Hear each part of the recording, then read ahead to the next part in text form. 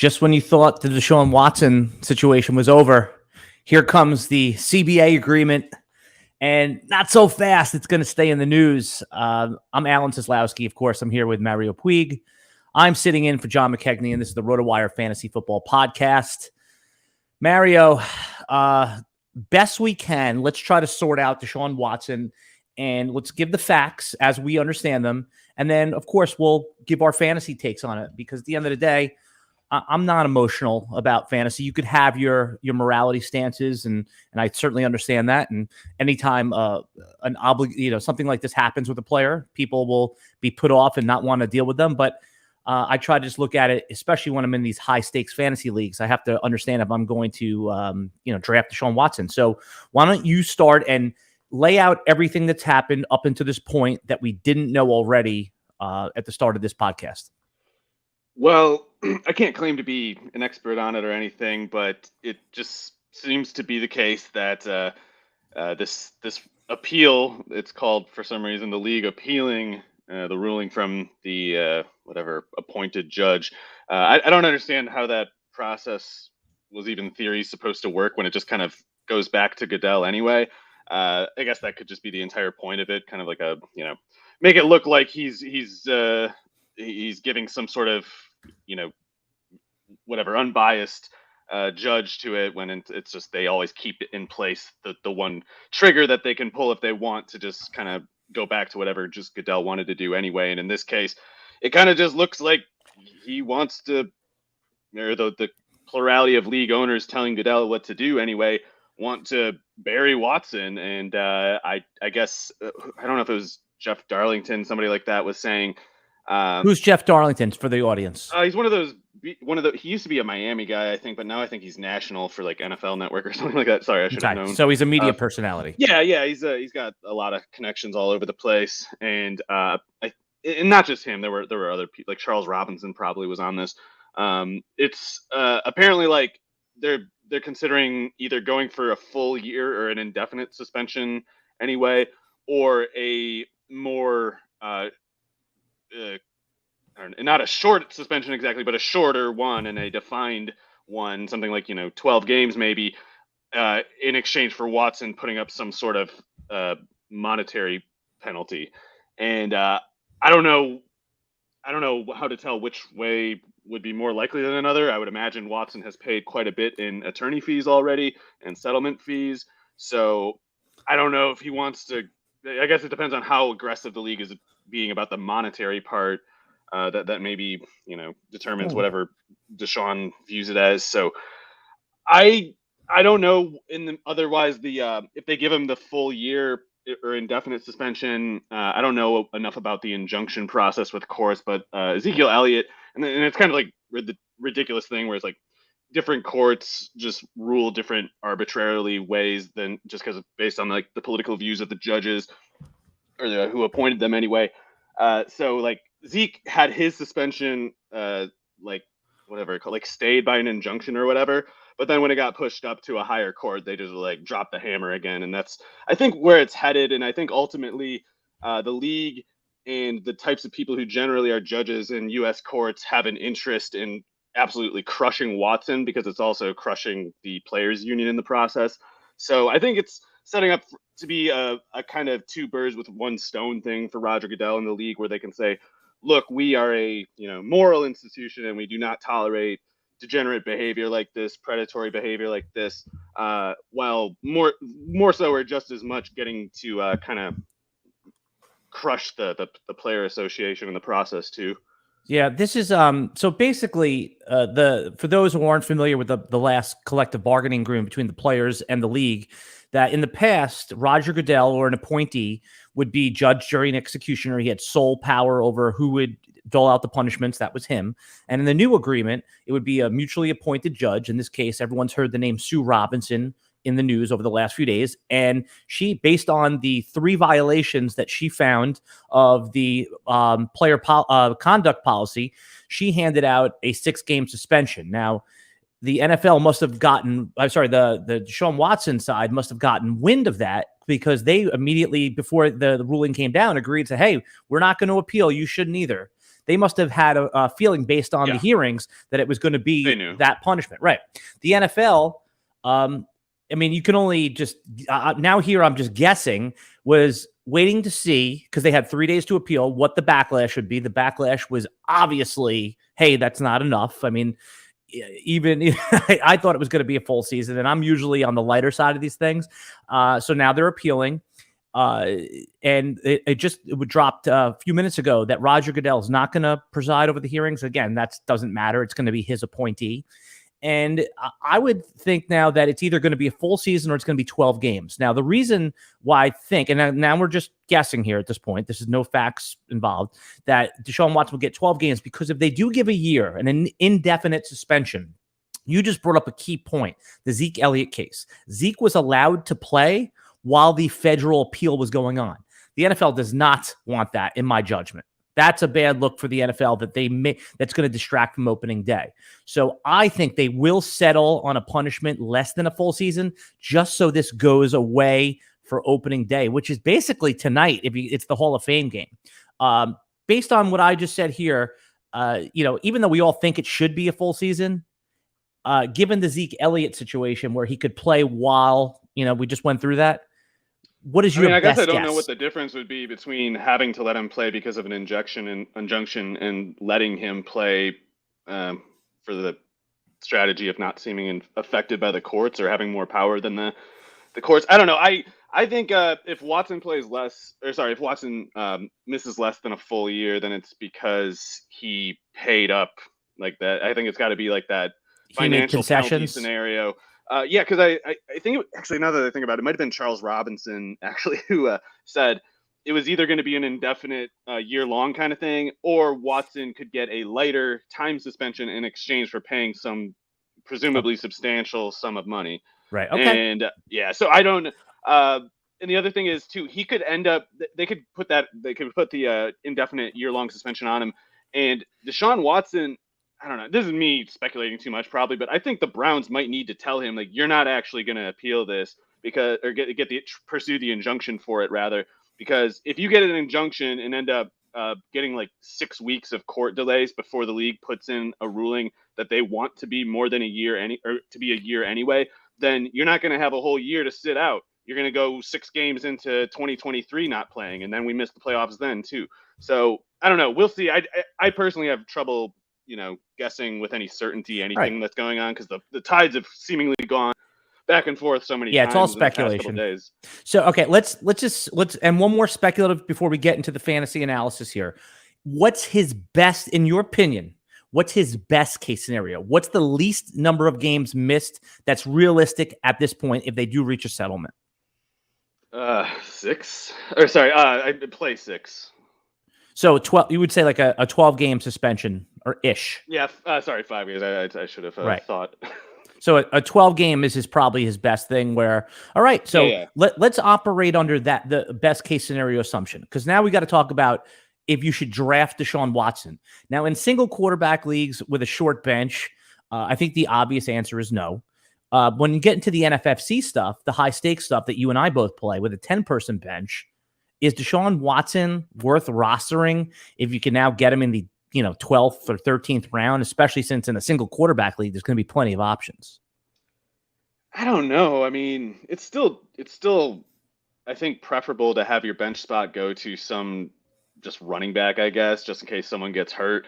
Hello, Johannes. Just in case someone gets hurt in camp, and then you don't have to pay, $900 fab to pick them up when everyone goes after them at the same time just before the season starts. The opportunity cost of a roster spot is valuable. Yeah. And the other thing is, even if Watson plays 6 games or whatever, 5 games, we don't know necessarily when those games will be. So if you had clarity that, he's going to pursue the injunction, he might play the first 6 weeks, then you can kind of specifically make a quarterback strategy where, I mean, not that I know how you do it exactly, but you could kind of just plan like, okay, I know I won't have Watson after these 6 weeks. I can evaluate whatever that means to me, however value or risk I see that for, and plan accordingly. But if you're taking him and you don't even know, like, he could just kind of end up missing the whole year. He could play at a time of the year when you'd rather start one of your other quarterbacks anyway, because you can't go too cheap by the rest of your quarterbacks. I mean, the guy's not playing the whole year. So I think practically it's difficult. I feel like you'd almost need like just a really massive bench or like 14 team league, that kind of situation before I would care anyway. Yeah, I'm with you there. Let somebody else take him. It's just not worth it. There's too many good options. And I think the key thing that you underline and what the actionable takeaway is the opportunity cost. I'd rather have Khalil Herbert on my bench. Yeah, I'd rather anybody. Yeah, I mean, I'd almost rather put Trey Sermon on my bench at this point because easily. Yeah, I mean, people in NFFC especially, yeah, like definitely. Right, where there's a limited number. Okay, all right. So now, what are we doing with Amari Cooper? I mean, he was going around the 6th round. I didn't mind him at that value. I mean, he's gonna get 120 target floor if he stays healthy. I mean, he could end up with 140 targets. I know nobody likes Amari Cooper with Jacoby Brissett, but I think he's an important fantasy player for those who go running back early. Yeah, I gotta open with the disclaimer that I might just be too low on Cooper. I don't know anyone lower on Cooper than I am, and it's not because I think he's a bad player. I do think he's a poor, like aesthetic and cultural fit for the AFC North. I don't think he's ready for the cold. I don't think he is ready for the grabby, late hitting, head hunting kind of defense they play in that division. I can imagine him kind of checking out at some point in the year.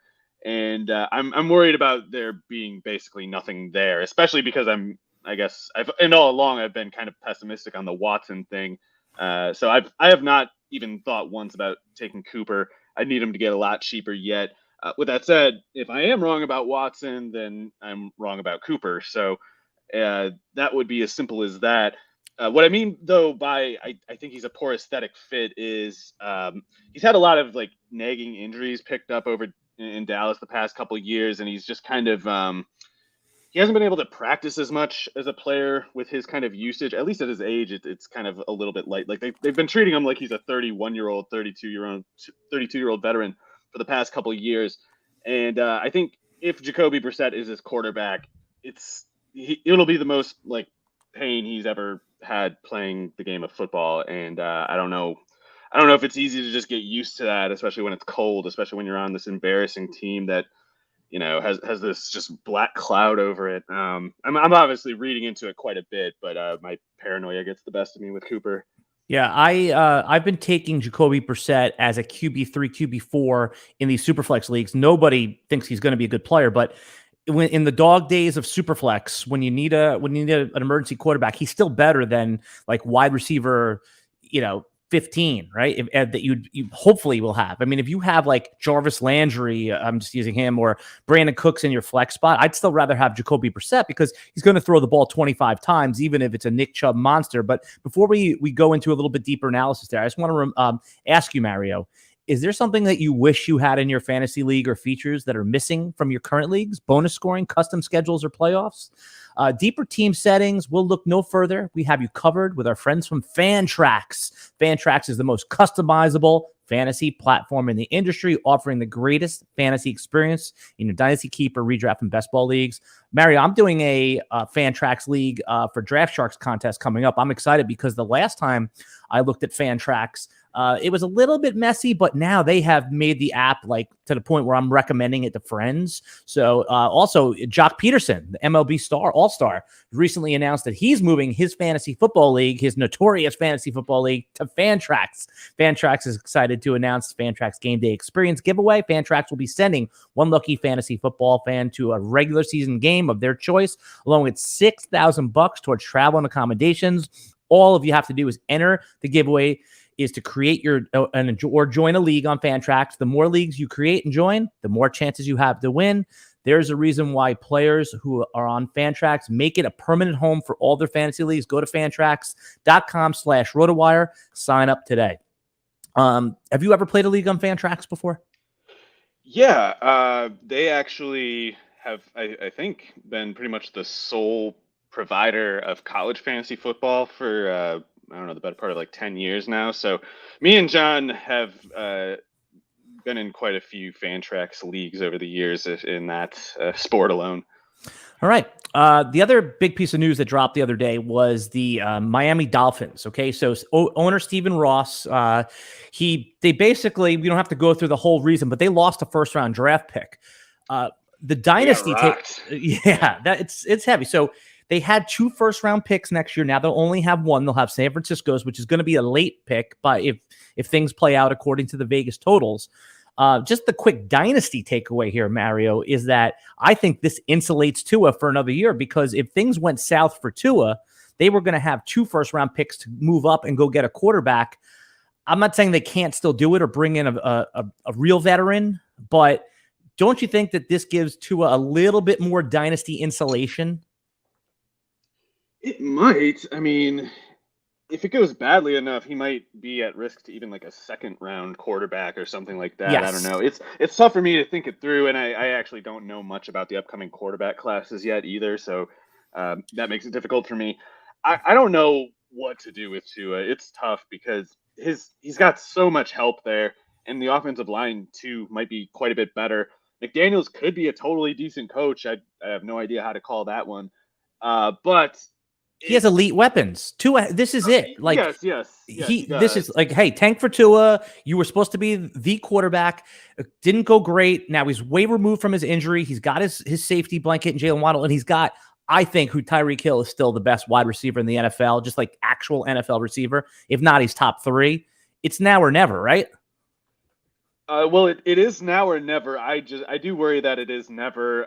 The people who have been around him, around the team. I mean, it's actually kind of sad. I feel bad for the guy. I think he's had a really unfair deal in a lot of ways. Like it is possible too that if he's not, good enough in the NFL, it could be as simple as that hip injury that he had. Like it might not have been anything he could control, but it is not a positive mood around him, and it has not been for a long time. You had like the tight end mutiny his rookie year when they wanted to put Ryan Fitzpatrick back on the field and went, putting him down in anonymous quotes. At least one recent coach of his has gone around saying really kind of mean things about him to anyone who would listen. There are other things that I can't really mention on here, but it sounds really bad around him. And like you said, he couldn't possibly have more help, but it's just going to be a really interesting experiment on just kind of, is it kind of just, is it impossible to fail with pass catchers like these? And we might find out that it is. And we also could still find out that maybe he's good. I don't know, but it doesn't seem that way. That second part seems really unlikely to me. This is such a critical year for Tua, for Danny Dimes, for Trevor Lawrence, I believe, too, and Zach Wilson. I mean, 2 of these guys likely are going to flop. I mean, it's hard to, I know that it's almost impossible to see Trevor Lawrence flopping, but just statistically, when you take this group of guys that was, they have not been as advertised. I mean, we have a little bit more of a reveal on Dimes and Tua. There's a little bit more, probably, I don't know where you are on Zach Wilson, but I'm all but thrown in the towel. I'm kind of agnostic. It doesn't sound like Saleh is that big of a fan, which is kind of strange. Although maybe he just kind of is if like Bill Parcells were a coach today, for instance, he'd say something that he sucks or something, but he didn't really mean it. So sometimes coaches just kind of talk that way. But yeah, Saleh seems a little bit, I don't know, cold toward Wilson. And I didn't like Wilson as a pick. I thought he was kind of like a late first. I would have had him go a little later than Mac Jones myself. So with that said, I can't really bury him too much for his rookie year. He was an underclassman, and sometimes guys just get a little better once they get at least 22, 23.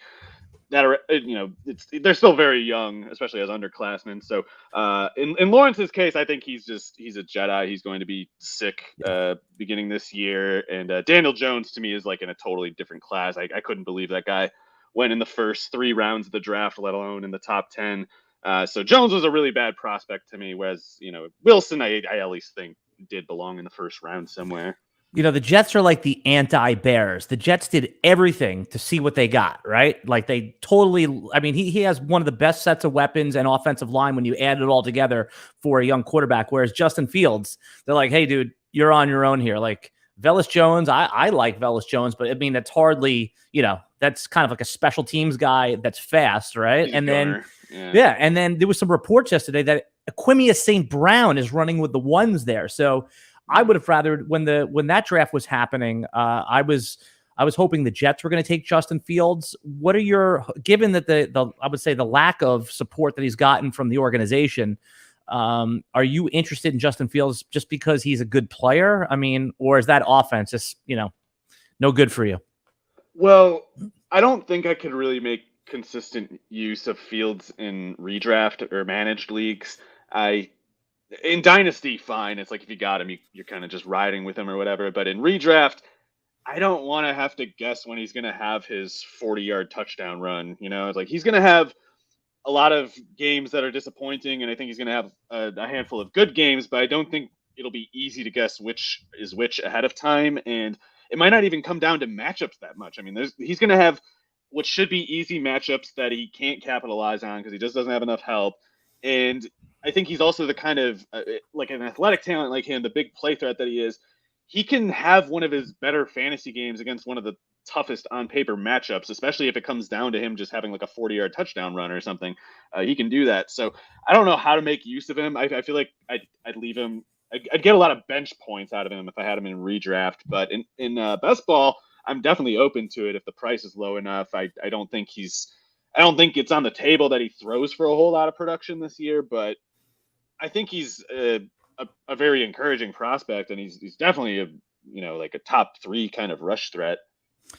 Yeah, no, it's pretty interesting there with Justin Fields because in dynasty leagues he goes early because it's a young, talented quarterback. But in redraft, that's like the sober. I always call the redraft rankings, the consensus rankings, the sober rankings for dynasty players. Right? We have all these players that we like, and then all of a sudden they're like, Justin Fields is going in the 2-3 turn in Superflex Dynasty, and then he's QB like 19, and it's like and he's going undrafted in single quarterback leagues. There was a question in the chat that actually is funny.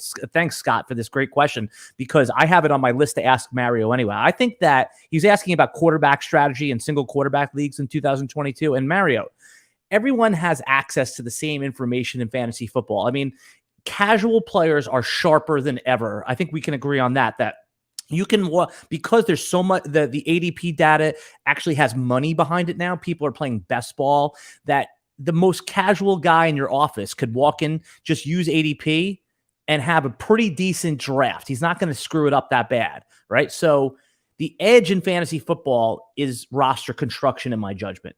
And how you construct your roster with a tight end and a quarterback, I think, is everything. What's going to be your quarterback strategy? Say you're in one league, $300 league, like real money here, okay? How are you going to handle the quarterback position in a single quarterback league? Well, so I was talking about how Fields, I'm worried about getting mostly bench points out of him. I guess I would need to target someone who I am basically comfortable to use so that I don't tinker with the lineup too much and end up putting them on the bench when they do have their decent games. And I guess I haven't done any NFFC or even like the fishbowl draft. I mean, that was super flex. So that doesn't count. And yeah, so and I haven't actually best ball doesn't even count either because it's almost like a super flex draft because you need multiple quarterbacks. So just based on your knowledge of ADP, I mean, look, are you going to shop in the 3rd round for an elite? I'm just saying I haven't done this drill yet myself, so I am only guessing how I would react. But I want to get I would love to get Herbert, Allen, somebody like that. But I am a little bit out on certain guys at ADP. I guess I'm not so much out on them at ADP as much as I would worry about tinkering my lineup with them. Like I'm worried about Dak having a bit of a rough year. I'm not so much in on him. I'm not so much in on Kyler Murray. I guess but the thing is, if I don't take Allen or Herbert, then I'm probably waiting for like not as long as I used to anyway, but Trey Lance. Like he's a guy that I know it might be rough a little bit, but I'm comfortable putting him on the field every week. I don't care. I'm not worried about it. But if I don't get Lance, then I might have to go like really cheap and kind of test my my judgment ability with the lineups. If I don't want to reach for Herbert or whoever.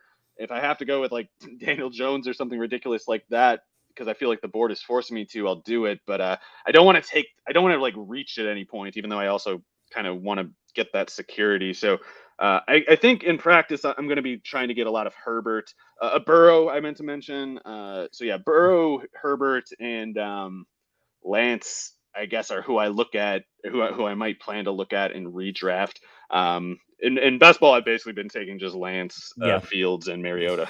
Best ball is, like I said, best ball is Very almost single quarterback in best ball is almost like two quarterbacks. So this is the plan. So last year, I was advocating for reaching up into the fourth round to take one of the vanity quarterbacks. And I say the vanity quarterbacks, I mean, the Josh Allen, Patrick Mahomes, Lamar, the ones that have basically been have had a great shot at the top 3 or 4 for the last 3 years. So this year, I'm not doing that. And if you want Justin Herbert, if you want Josh Allen, you're going to have to spend a around 5 or 4 pick on them.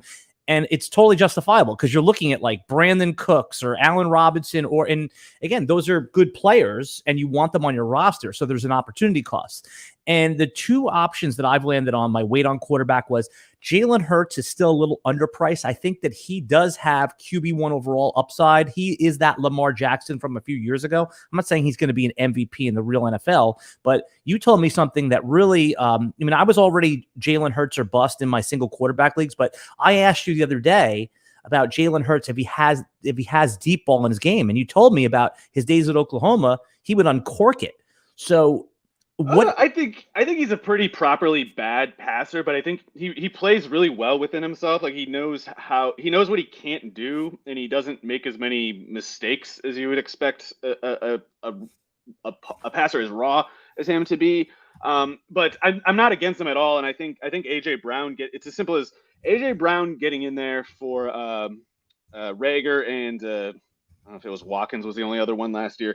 But basically putting in A.J. Brown is going to increase Jalen Hurts' completion percentage and yards per pass alone. Like that, as simple as him getting there is going to raise Hurts from 61 or whatever he was to maybe 65, maybe 66.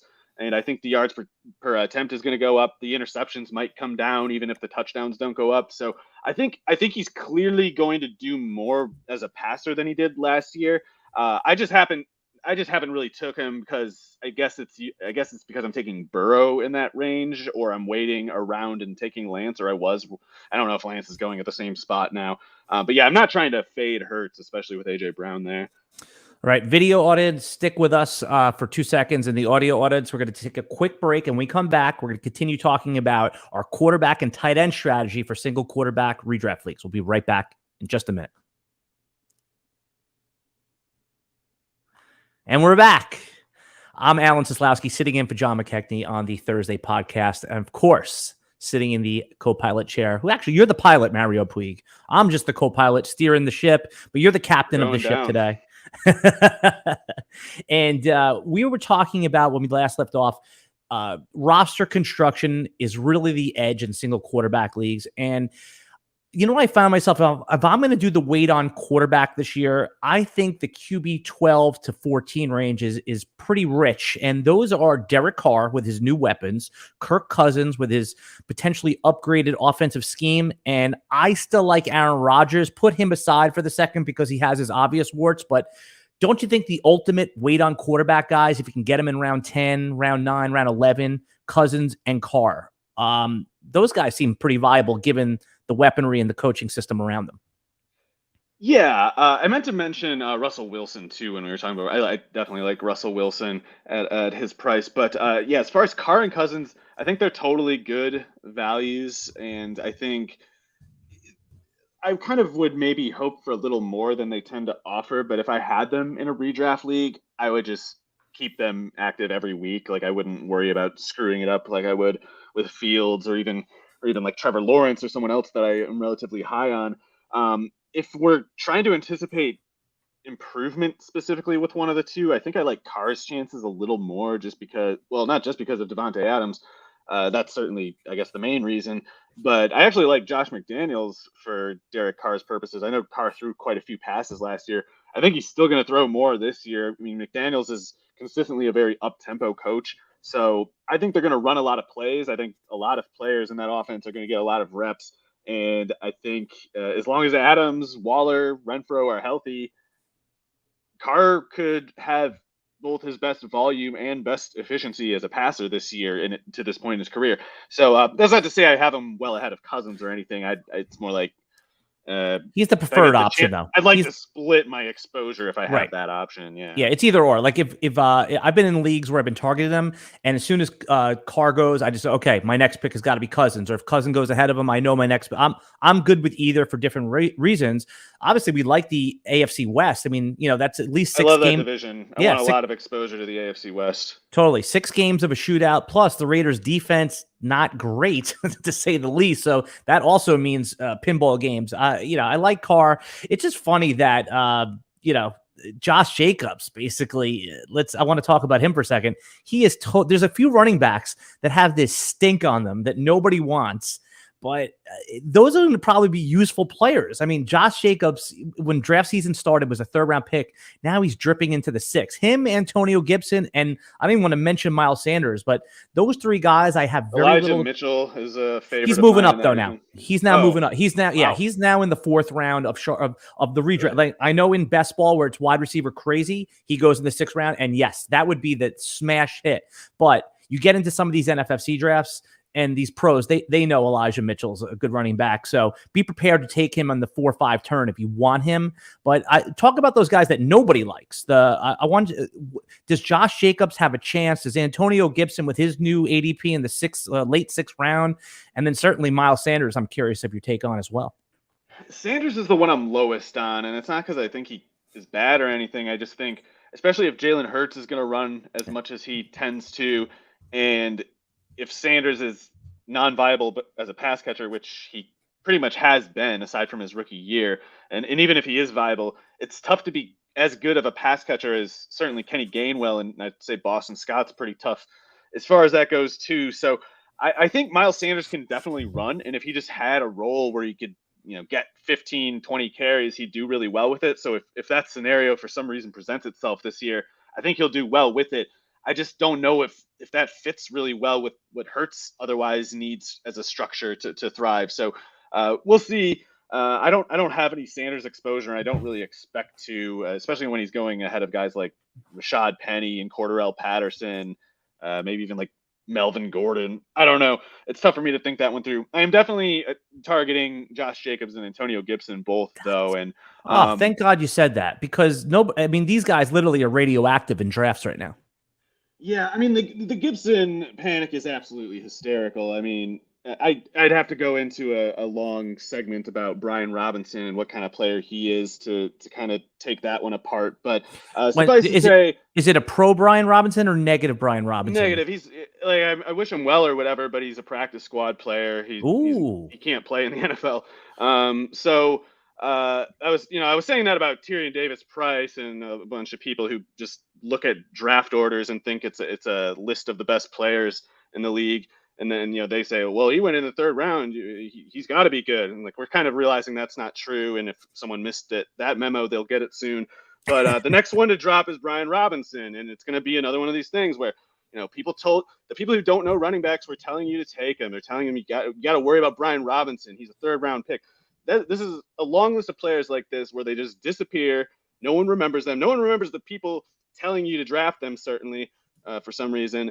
But this is a forgettable player who will just kind of be out of the league soon. And Gibson, by contrast, has a pretty conventional projection to become one of the best running backs in the league instead in a couple of years. I mean, he's still even now in only his 3rd year playing running back.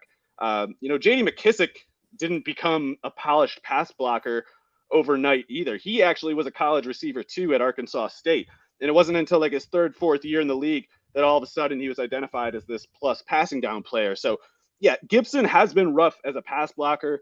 He's been unacceptably bad with ball security. He can't keep fumbling like he has been. But those are just the 2 classic difficulties of a player transitioning to running back for the first time late in their career. And so him being a receiver, you have to assume he'll just be at his worst in those 2 categories the last 2 years, but not this year and onward. So if Gibson is not held back by his pass blocking hindrances, if he's not fumbling, at that point, he's just a guy who runs a 4.39 at 229 pounds. And that's almost identical athletic metrics to Jonathan Taylor. So you could, not that I'm saying he's going to be another Jonathan Taylor. I mean, Jonathan Taylor was, a born freak running back, but Gibson could develop into one almost as good. Like he has the exact same raw materials to work with, and he has only done well by any reasonable standard to this point. But the people fading him have these ideas that like, oh, Gibson's been a failure. Like, no, you just don't understand how football works. He has not been a failure. He's been a huge success. So with Jacobs, it's a little more simple. I mean, people are overrating Zamir White. People are overrating Kenyon Drake. They're underrating Jacobs, and I hated Jacobs as a pick. I thought he was, like right. a round 3 kind of prospect. So it's not my first inclination to advocate for him. But hey, can we go back? Please back up on Gibson for a second. Just take a guess. Where did he finish last year? RB what? Just off the top of your head. Final season totals. Like 17 or something. RB 10, my brother. RB 10. Yeah, there were some injuries though. But that's my point is that the perception on him, even for someone who is interested in Gibson, is lower than it actually was. So I think this underlines your point. Yeah, it's a case of people just holding him to a standard that makes no sense, and they're kind of making a lot of wrong secondary calculations as a result of the first. Yep. All right. Just before we continue on with that, I just want to ask you if you're ready for to take your fantasy football skills to the next level, Mario, because daily fantasy football is the latest and greatest way to play fantasy football, and you can enter tournaments for 1 week or even 1 game. It's an awesome way to apply your fantasy skills and make some money. But do you know whether a 50-50 contest or a guaranteed GPP tournament is the right one for you, Mario? Or do you know the difference between fading and stacking? Worry not. The new edition of Fantasy Football for Dummies has you covered. You remember the For Dummies series, Mario, for everything? Now we have one for fantasy football. Inside this book, you'll not just find basic information and strategies, which is included for standard fantasy football, but a whole section devoted to the hottest new fantasy action on the market. Whether you want to play through DraftKings, FanDuel, or any of the other services, this book will help get you started with your bankroll and offer advice and insight into the different types of contests, strategies, and major tournaments, as well as tactics to take on daily fantasy to the next level. Whether you're looking for a little excitement or a chance to winning big-time money, Daily Fantasy Football is the perfect game for you, and the second edition of Fantasy Football for Dummies is the book to help you win big. I think I'm gonna get that. So that would be a good gift for like my father-in-law. He wants to get into fantasy football, but he's a little intimidated because I try to tell him how like anyone can kind of play. Maybe I'll get him a copy of that book for to get him into it this year. All right, I'm Alan Seslowsky. I'm sitting in for John McKechnie on the Thursday podcast with my friend Mario Puig. And we're talking about some of the radioactive backs. We just covered Antonio Gibson. We just covered Josh Jacobs. Mario and I are both interested in them at their new sale prices, right? And I also want to talk about Allen Robinson here because I did a video with Jeff. And we both agreed, I don't think this is any breaking news here, that we're going to reach for Allen Robinson in the 3rd round if we need to, if we go running back. Right now, you don't have to. He goes routinely in the 4th round. DK Metcalf still going ahead of him with his bad quarterback situation. But so let's juxtapose those two players. The highly skilled, in his prime, fresh contract DK Metcalf with a tough quarterback situation, or Allen Robinson, man, who all the reports are arrow up. We already know he's an elite player. Just start with the easy question. Which one of those guys do you want, and what do you expect for Allen Robinson for fantasy football in 2022? So I think Allen Robinson can still play, and I think if Matt Stafford stays healthy, Robinson will pay off, upwards of the 3rd round, at least where he tends to go and probably higher. So it's as simple as that for me, and I think he's a great fit for the offense, but I am getting kind of nauseous about the Rams offense lately because the Stafford elbow thing is kind of driving me insane. I thought we'd be past it already, and it's dragging on, and Stafford is not as young as he looks. I mean, you'd look at him almost think he's like 29 or something. 34. Yeah, so he's been hurt a lot too. He's took a lot of hits in his career. He's been hurt plenty of times in recent seasons, and this elbow thing is not progressing the way I expected it to. So I'm actually kind of putting a halt on more Robinson picks, but also I like that. The background there is I have a decent number of his picks already. Like I think I have like 3 or 4 best ball teams with him. So if I had 0 shares already, maybe I'd still consider taking him anyway, but to kind of protect myself in this particular portfolio I have, I think I got to tap the brakes for the time being. DK Metcalf. He maybe loses a little. No, he probably loses a good amount in PPR relative to like half point PPR. But I think DK Metcalf is more likely under rated right now than properly priced. And I think I'm a little more concerned if Drew Lock is the quarterback. I think it's going to be Geno, and I know that sounds insane to. I want to cut in. I want to cut in for a second because I want to ask you about what you just said. I think that's an important point. The quarterback in which ends up starting in this specific case actually does matter. And our former colleague Chris Liss made a point. I'm curious of your take on it. Even if you don't agree with it, I want you to push back on it. He said sometimes that the wide receiver who's like the super alpha, right? Like a DK Metcalf is definitely one of the super alphas of the league. When he plays with the terrible quarterback, that terrible quarterback sometimes will just throw it up to him, whereas a good quarterback will take the right read. But sometimes when you have a below average quarterback that could still play in the league, I'm not talking about like a Peterman situation here, that they'll just force passes to the alpha. And we know DK Metcalf can erase a lot of mistakes. Is there any merit to that? Or is that just, I mean, I guess it could happen. So I like that for DK Metcalf, obviously. Yeah. I guess for me, though, Geno Smith already fits that category and Locke sooner wouldn't. Because Locke, I don't want to count him out for his career or anything. I mean, he's got some tools to work with, but it's like he can't stay on a script. Like he can't. Right. It's like if he went to the line of scrimmage thinking, I got to force this one to Metcalf, he'd probably more likely than anyone else find a way to end up, chucking it 60 yards to the other side of the field. Like he can't, if he goes to the line with the intention of doing it, you have to worry about him sticking with it. Whereas Geno, and the other thing too is like, of course I expect Geno to just kind of stay on that script a little better. But the other thing with Geno is, it just kind of seems like he's headed towards being the starter, very tenuously, but it kind of seems that way. And the Seattle offense as a structure kind of makes that decision for you anyway. It's like you, of course, would have the inclination to go to Metcalf anyway, but also the read tells you have to. It's just going to be a narrow tree. It's going to be a low volume passing offense that intends to make itself viable by putting a very heavy percentage of its usage toward DK Metcalf, this alpha receiver. So I don't even think it's really up to the quarterback in terms of the scheme sense. It would almost matter more to me if they were like a 3-wide, 4-wide offense, because then the quarterback has something to actually think about. They can reduce the process to, I'm not really going to make those other reads. I'm just going to this guy.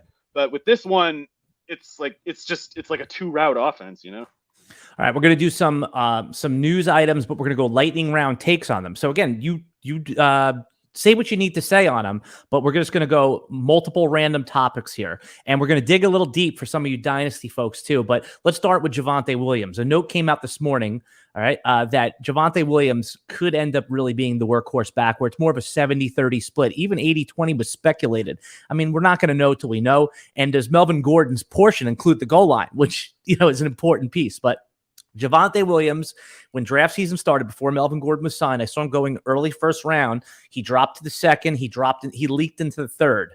The third round is obviously a very safe place to take him, but Javonte Williams' ADP is about to rise with a note like this. It happens all the time. Where are you going to be comfortable taking Javonte Williams, and does he have the upside that everyone thinks he might?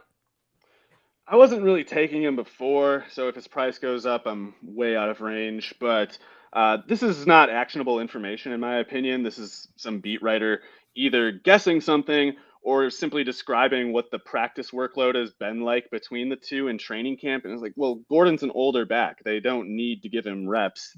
He's the one who doesn't need preparation specifically. So if they're concluding it based on that, it's a hasty assumption.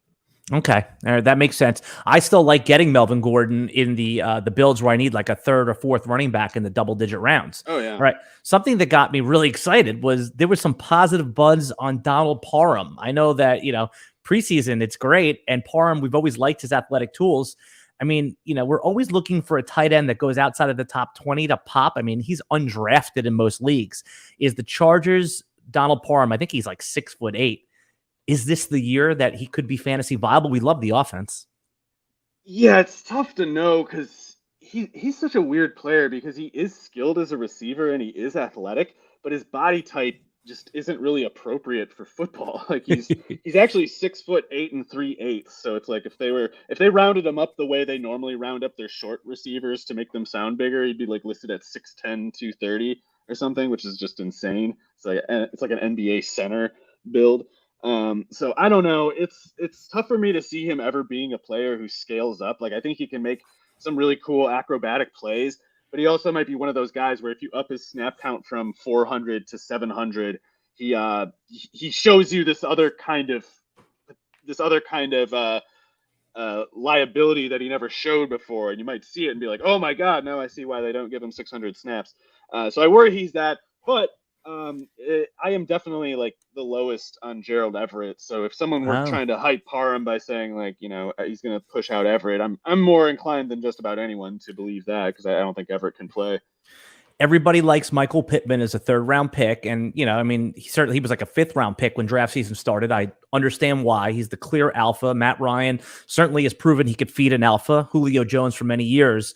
But I think there's opportunity with the wide receiver 2 position, given that the Colts don't really have a tight end to command target. So my favorite is Paris Campbell. Rookie Alec Pierce has been running with the ones, but he is a rookie.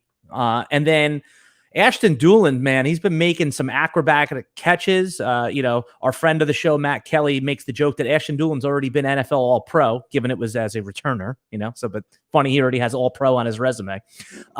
One of these guys is going to end up being fantasy viable. I think. Which one of the wide receiver 2s do you think it could be for fantasy football this year? Well, Dulin is just the 4th receiver there. That's just he's got that. Yeah, he's got that issue unless one of the other 3 is out of the way.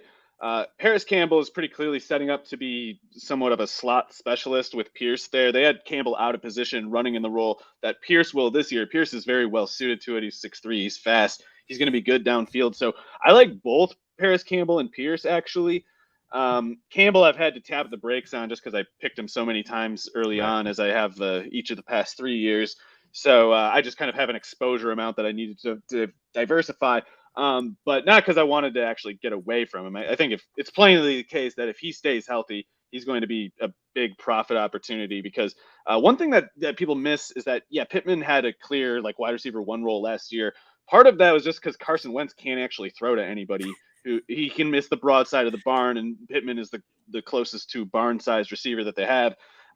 Matt Ryan is going to be able to get the ball to other players. And that doesn't mean Pittman's in trouble. I just mean to say there's growth areas in the other parts of the field that I think people might underestimate.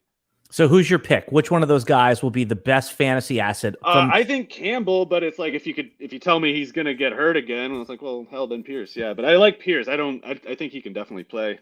Yeah, a little bit undervalued in rookie drafts as well. Pierce was available at almost any pick in the 2nd round that you wanted him.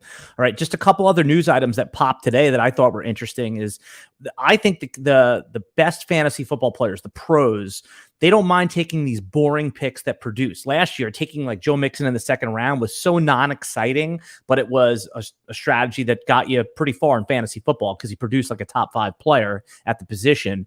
Robert Woods, man, they said he looks healthy. What does Tennessee have? I mean, Robert Woods was really good for fantasy football when he was on the Rams. Ryan Tannehill is going to look to his veterans. Is Robert Woods, now that he's, looked good in camp and in practice and recovered, is he somebody that's a true sleeper? I mean, there's no such thing as sleepers anymore. Is this a good late round pick? You can get him in round 9 or 11. Yeah, I think the price being as low as it does makes it a pretty easy case. Like, yeah, he's a good value right now. The only way he wouldn't be is if he gets hurt again, and by all accounts, he's pretty much close to 100% already. So I don't see any need for concern. It's just a green light to me. Who's a player in the 1st round of fantasy football drafts that you're just not taking? It doesn't matter what pick you have. Man. I mean, I don't want to say like I'd never take him or anything. Well, you know what I'm saying. It's hyperbole to say you'll never draft Henry in that foot, and I'm concerned about the Titans as a team. I talked over you. Say it again.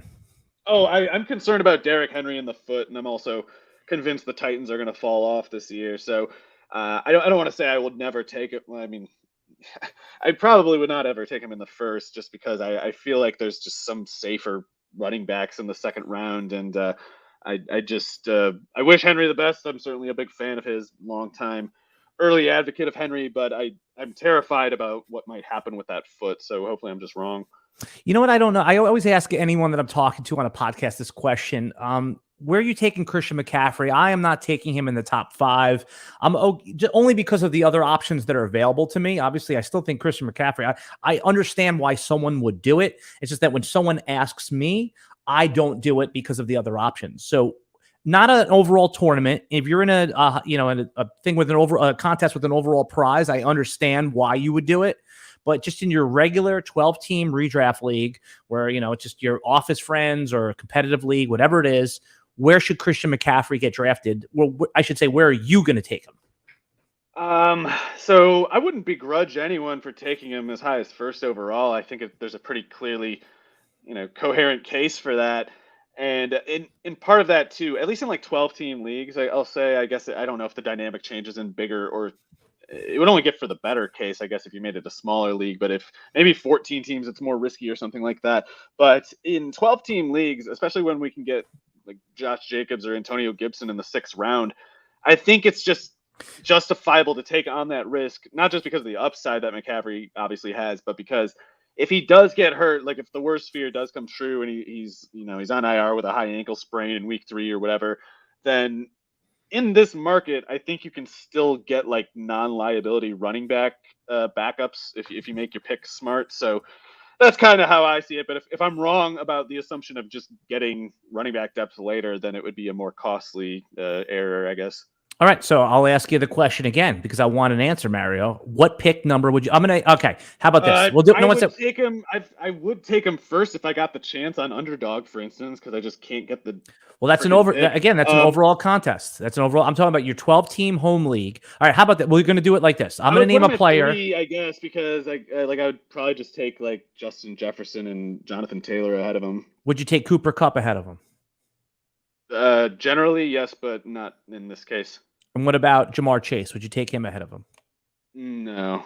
Okay. All right. So you have him at 3 or 4. I got to the answer, folks. See, I pried through and I got to it. Hey, Mario, if you're ready for a new challenge this year and you love fantasy sports, Dynasty Owner is the new way to play fantasy football with real life salaries, adding strategy to running an actual franchise. Dynasty Owner provides a unique and challenging experience that will test your skills as an owner and general manager.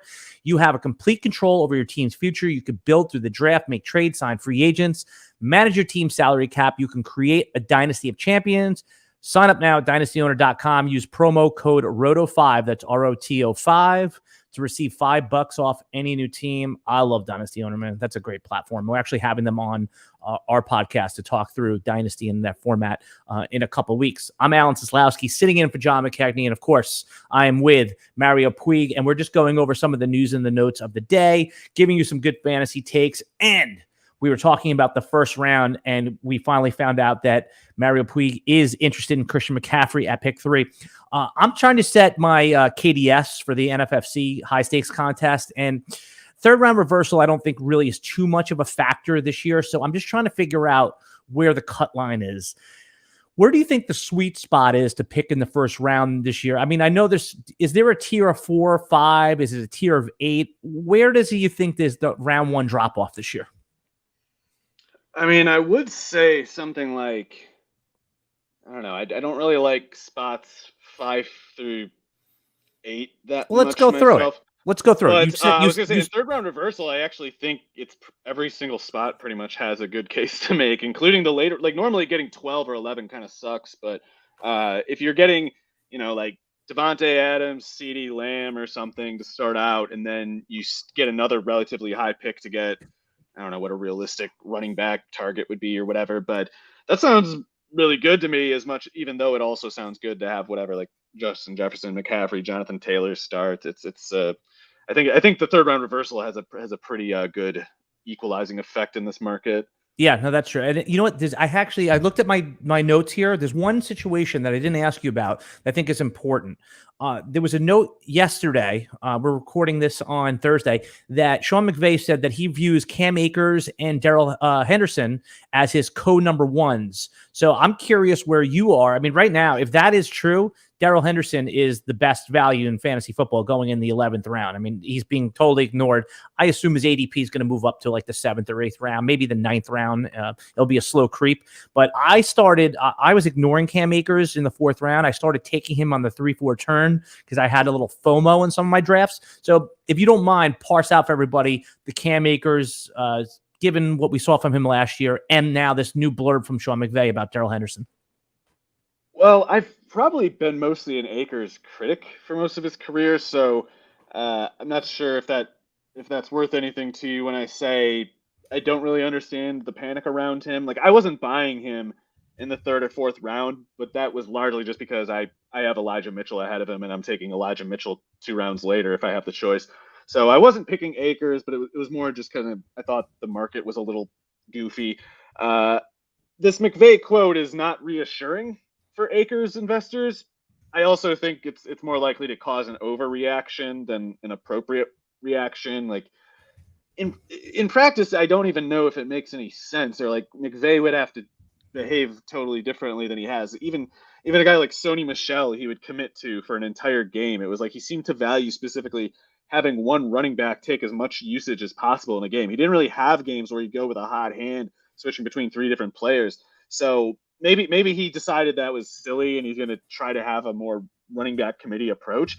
But otherwise, McVay's history is always just kind of going with one running back, in which case, like, maybe Darrell Henderson is the starter, I guess, but it's not both of them. That's not possible. Like, it's just got to be one, or it's got to be an exaggerated statement on McVay's part, which is kind of what I lean toward. I think it's like he's saying not that Henderson is going to start over Akers or even take all that much work from him, as much as like, well, if Akers gets hurt again, we don't care, kind of thing.